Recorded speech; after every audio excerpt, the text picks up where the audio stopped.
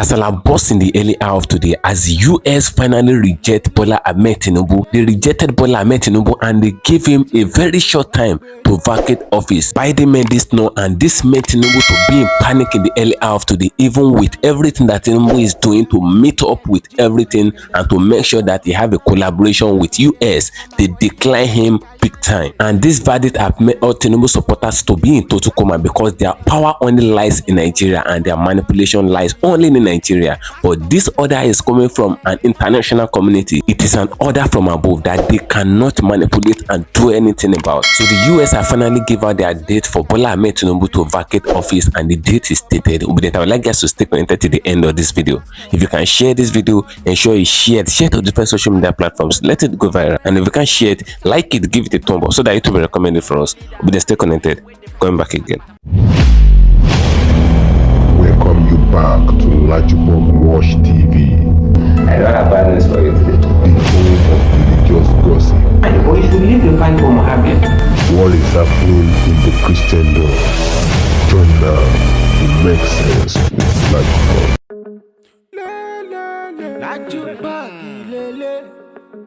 Hello my great and wonderful viewers, welcome back to LAJUPOG Watch TV. For those of you coming across this channel for the very first time, ensure you click the resolution button appearing on your video screen and do well to click the notification bell icon so that whenever we drop a new video in few hours time, YouTube will easily notify you. Kasala is busting in the political zone and something is happening to Bola Ahmed Tinubu, and something serious is about to happen because the US have finally rejected Bola Ahmed Tinubu. Obedient, if you can share this video, ensure you share it, let it go viral, and if you can share it, like it, give it a thumb up so that it will be recommended for us. You know, it's normally news that ATIKU issued a subpoena and it demanded for the academic record of Bola Ahmed Tinubu in Chicago State University, and it was provided. According to the US court ruling, the Chicago State University provided the academic record of Tinubu and it was compared, and we noticed that it does not tally with the certificate that Tinubu submitted to INEC to enroll for the presidential election in 2023. And mind you, this has sparked up a lot of reactions on social media because the Tinubu that was identified in Chicago State University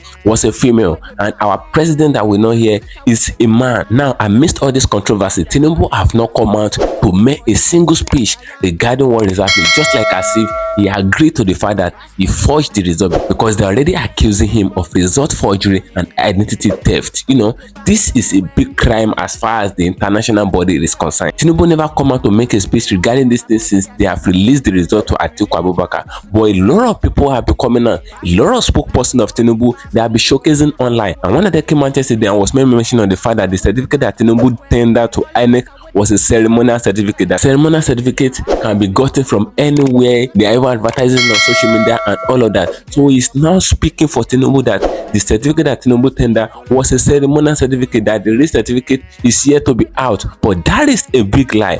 That is a very big lie. It is true that ceremonial certificate can be gotten from different places on different websites all across the world. They are even advertising it in US that you can get the ceremonial certificate and you can print it and make it big and paste it in the wall of your city room and all of that. Yeah, it's fine, but the disclaimer will be there that this certificate is not authentic. The disclaimer must always be there. Since it's a ceremonial certificate, the disclaimer must be there. But according to Tinubu, when he was tendering this certificate to INEC, he tendered it as an authentic certificate because in Chatham House, maybe the guy that spoke for Tinubu yesterday claiming that the certificate that Tinubu tendered, he tendered it as a ceremonial certificate. The guy forgotten that it was recorded on media. When Tinubu was in Chatham House, Tinubu made mention of the fact that though they stole a certificate during the soldier regime, the military regime and all of that, they burnt his house, they scattered all his properties and all of that, but he have gotten his authentic certificate. Tinubu mentioned that in Chatham House. You can date back to Chatham House video and check it out. Tinubu said that he have gotten his authentic certificate from CSU, Chicago State University. Now, someone is now coming out and mention of the fact that it's a ceremonial certificate. What the hell is that? And they did not stop there. If you should go to Wikipedia, few hours ago, they updated the bio of Bola Ahmed Tinubu. Few hours ago, they are already manipulating the details and the biography of Bola Ahmed Tinubu with the information that they got from Chicago State University academic record of Tinubu. They are already putting everything in the bios of Tinubu in Wikipedia just to fit in and make everything to tally. They are already updating and changing the secondary school that Tinubu attended. You know, Tinubu said he attended comprehensive high school in Lagos and all of that. He said he graduated from the school in 1970, but it was obvious that the school was created in 1974. Is it possible for Tinubu to graduate from a school before the school was created? Now they are already changing things in Wikipedia. They are already updating the bios of Tinubu, but that is not where we're going to. Obineta, I'd like us to share this video. If you can share it, share to different social media platforms. Let it go viral. And if you can share it, like it, just like it, give it a thumb up so that it will be recommended for us. US have finally rejected Tinubu and they have given him their deadline for him to leave office. And Biden have made his verdict. Obineta, stay connected to the end of this video as you check this video out. I'm coming back again. Every single part of the educational history narrative that Bola Tinubu had claimed for 20-something years was entirely false.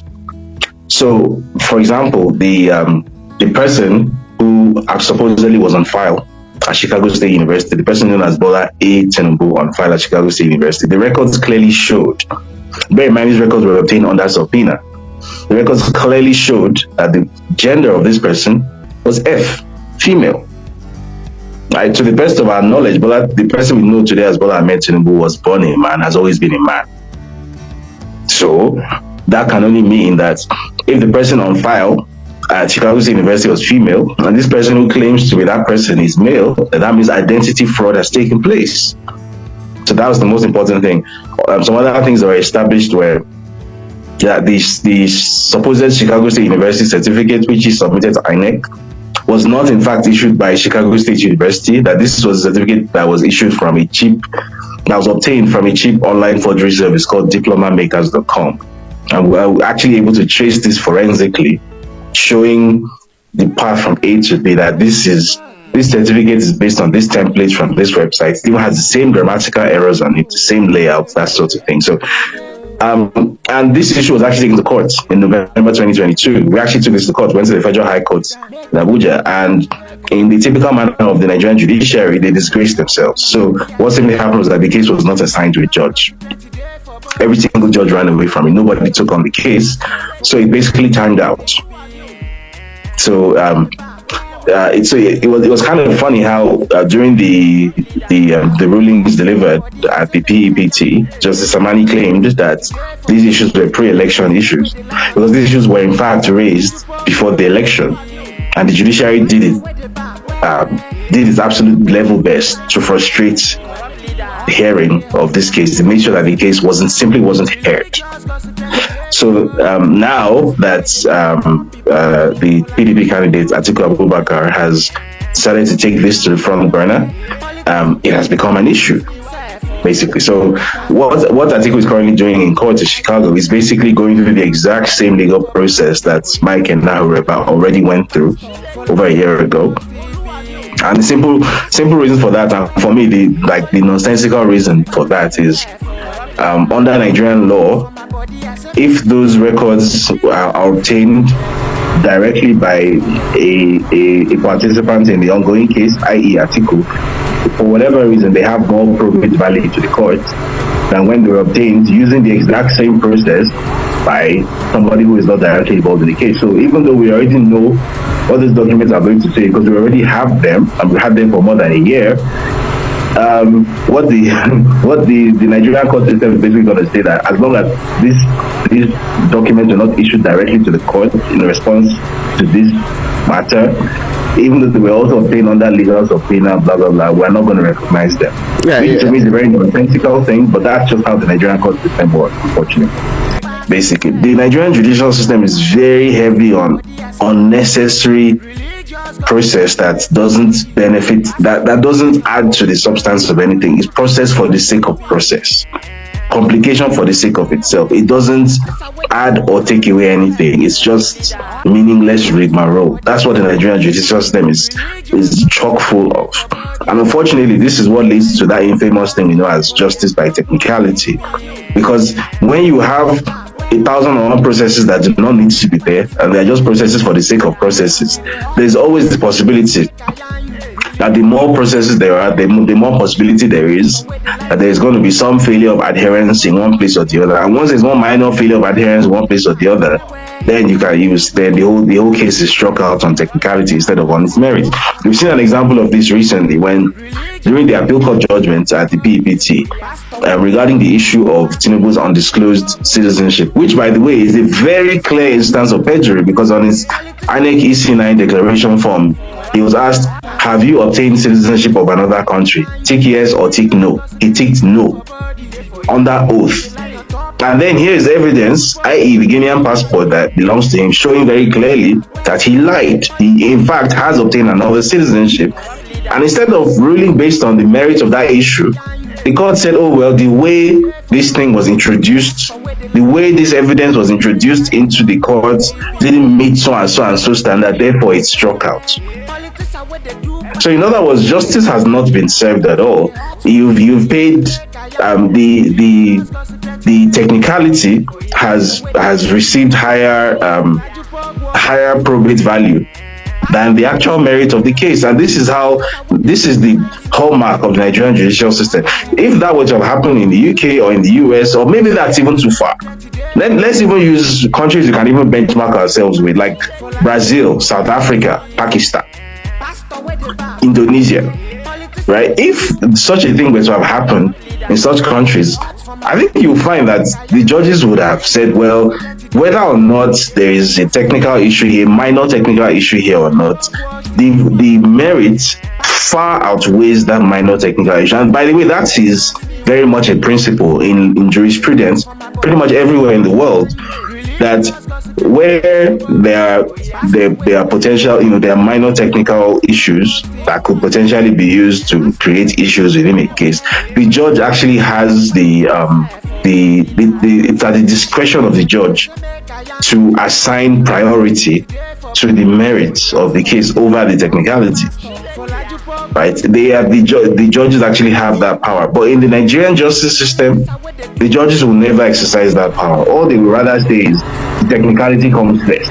Everything about process and procedure and ceremony, right? It's always about the form, never about the substance. That's quite absurd. Sometime in October last year, he was the one who actually told me that, as against just looking for existing court files that may or may not exist, there are other ways to actually access information that using the FOIA framework. Now, I've used FOIAs before.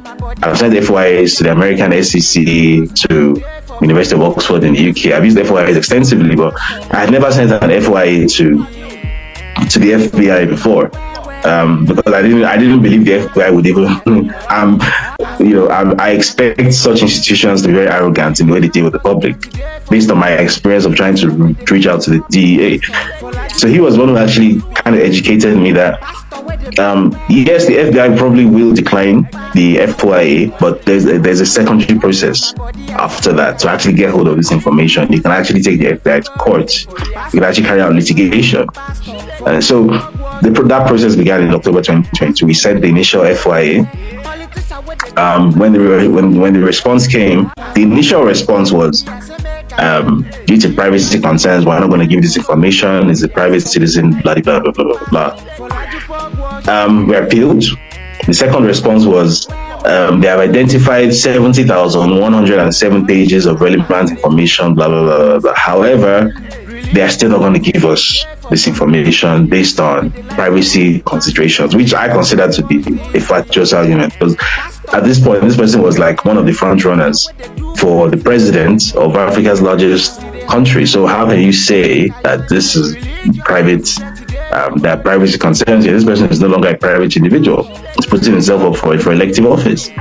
So anyway, after the election, which he, allegedly won, at that point, he could no longer claim that this is a private individual. So privacy concerns clearly do not apply. So at that point, that was when we made the decision to take this to court. So in addition to just the FBI, in total, six U.S. government agencies were copied into this suit. So it was the FBI, it was the CIA, that's Central Intelligence Agency, it was the DEA, that's the Drug Enforcement Administration, it was the IRS, that's the Internal Revenue Service, and it was the U.S. attorneys and the State Department. So 6. institutions in total. And the purpose of the lawsuits, which by the way is publicly available, all these court files are there on plainsite.org. So the purpose of that lawsuit was to compel the court to get the court to compel these agencies to reveal the contents of the files that they hold on the person we know as Bola Ahmed Tinubu, because we know for a fact that they definitely do in fact hold files on him. Anyone who has ever been involved in a US federal investigation will definitely have an FBI file on him. And obviously that they had already told us that they identified 17,107 pages of relevant information, so we knew for a fact this file exists. So the initial response to the suits, which I think the response was coordinated by the EOUSA, that's the Executive Office of U.S. Attorneys. The initial response, which came, I think, in July, was it June or July? I think it might have been June. The response said something about this potentially not being actionable until 2026. So we have been going back and forth. Aaron officially is the one who filed the lawsuit. He's the one whose name appears on the lawsuit. I was kind of in the background because I'm not a U.S. citizen. I'm not a U.S. resident. However, I was the one paying all the filing fees. So I was the one funding the lawsuit, basically. What helped was that we were also able to get a lawyer who worked pro bono, because otherwise we'd have had to pay $30,000-$40,000, which I really don't have. We sent a request to the FBI saying they should trim down the search parameters to just individuals and entities linked to Bola Tinubu and Kafaru Tinubu, who he claimed was the owner of the money that was seized from his accounts in 1992. So that's how come it was trimmed down from 70,000 plus pages to 2,500 pages. So the word from the FBI was that from October they're going to start releasing these documents at the rate of 500 pages per month. So it's going to take 5 months basically to get through the 2,500 pages. And by the way, that's just the FBI, because I think that has also been missed in all of this, that the 2,500 pages everyone is going on about are just the FBI. So the State Departments, the IRS, and the DEA also have files, and they're also going to release them. I think either the DEA or the IRS said they're going to release theirs at the rate of 300 pages a month. So there's a lot of material which is going to start emerging from October of next month. So I guess we wait. Lying on that oath is one of the most serious offenses you can commit in the US. Right now, you can spend your life in prison for doing that, or at least you do a very, really long stretch in prison for doing that. So I guess we actually have Mike Enahureba to thank for this, because he has essentially ensured that regardless of whatever game Chicago State University might want to play, they have basically shot themselves in the foot. Because under those circumstances, can the documents that they released to ATIKU Abubakar be different to the documents that they released to Leahy, Eisenberg, and Frankel? They have to be the same, otherwise they have committed perjury. Right? And this is not the Nigerian legal system. There's no justice for money. To find the technicality is one way to get you off. So good luck to them. These have had any impact on the perception of Tinubu in Nigeria, because I think the perception already was that Tinubu is a criminal.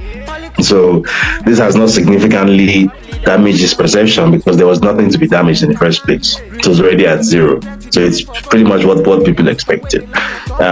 However, in the international space, it absolutely is having an effect, and is going to have an even more significant effect by the time we're through with all of this, because it's one thing for such scandals to happen in country, right? So if the scandal is that he claims to have attended the University of Benin, and he didn't actually attend the University of Benin, even if that gets into the international media, it's like, oh yeah, it's Africans and African issues, whatever.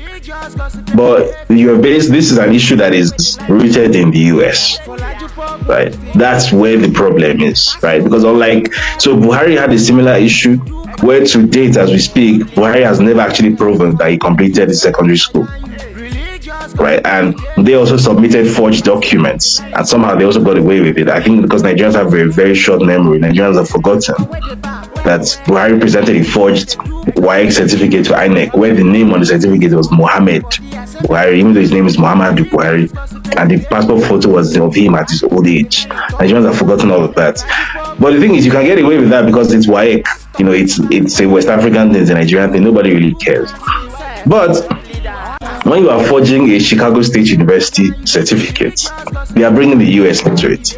Where you have an FBI file with a total of 70,107 pages, the US has been brought into it. In fact, I was reliably informed that at the last UN General Assembly, after so much noise had been made about Tinubu supposedly having an exclusive sideline meeting with Joe Biden, the US president, the reason that meeting did not eventually happen was because Joe Biden was briefed that there is some information which is about to emerge about this guy, and if you allow yourself to be pictured with him or to posture yourself in any way that looks like you are aligning yourself with him, your political enemies are going to have you for lunch, right? And it's going to affect your re-election chances. And that's how come that meeting, which they spent weeks crowing about, didn't come close to happening. In fact, it was so bad that I think it was on a Wednesday, either Tuesday or Wednesday during the UN General Assembly, that Tinubu and Biden were in the same building at the same time.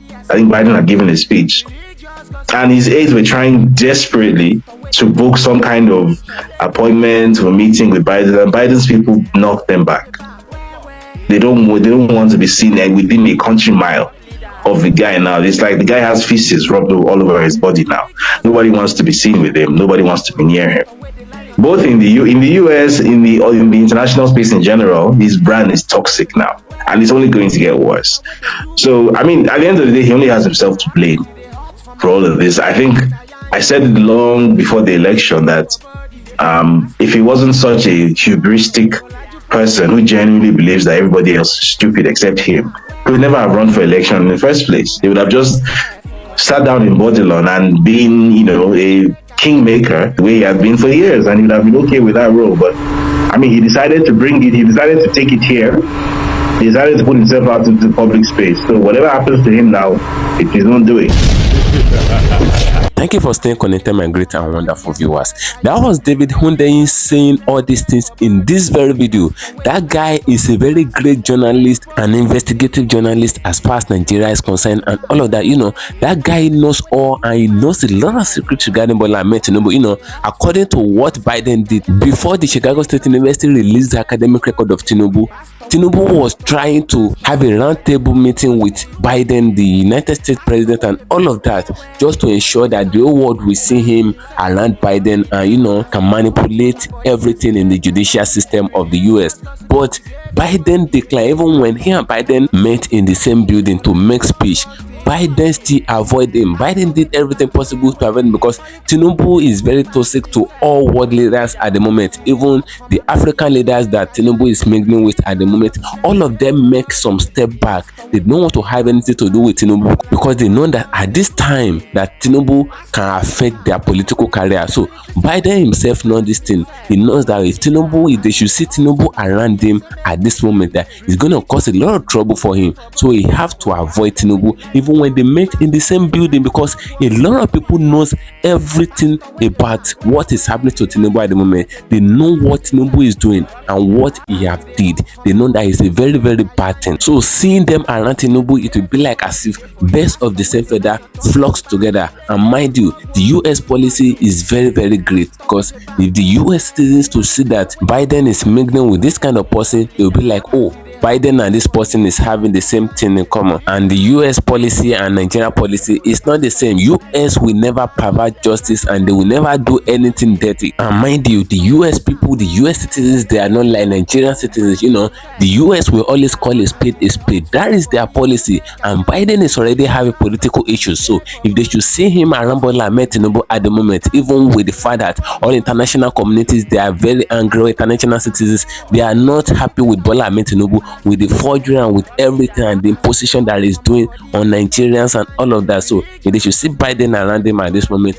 it will affect his political career. His political career will be at stake. So that is why Biden is doing everything possible to avoid Tinubu. So he released a statement today. He said Tinubu should do everything possible to fix his country. He should do everything possible to attend to his issues in his country, which is Nigeria, before he can have a roundtable meeting with him. And mind you, before this issue can be finally fixed, the Supreme Court of of Nigeria need to attend to this issue, and the Supreme Court is going to make their ruling this coming November, and the whole issue will end there. So the Supreme Court is the last hope of all these things. So once the Supreme Court made their ruling, and for instance Tinubu is justified, that is when Tinubu will have a roundtable meeting again with Biden, and if it's not, he will never have the opportunity again. And mind you, the ECOWAS chairman that they made him to be is going to be removed because a lot of allegations about Tinubu is out there. So I'm not sure that Tinubu can survive this, because this academic record that he forged for the past 20-something years is very obvious. The university that Tinubu attended, I don't mean that he chose a Nigerian university, it would have been easy for him to manipulate. So the international communities, the international body, US precisely, the world power, will not interfere in this matter. So Tinubu will have a good ground to manipulate it. And finally, I've taken it to the international body where he chose Chicago State University, and this thing had become a bone on his neck. But I remember that I chose the Nigerian university, it would have been easy for him, or West Africa University, because if you look at the case of Buhari, the certificate of Buhari, according to report, it was alleged that it was not the name of Buhari that was in the white certificate of Buhari, but he has called it, go away with it. But Tinubu now, his own case is different.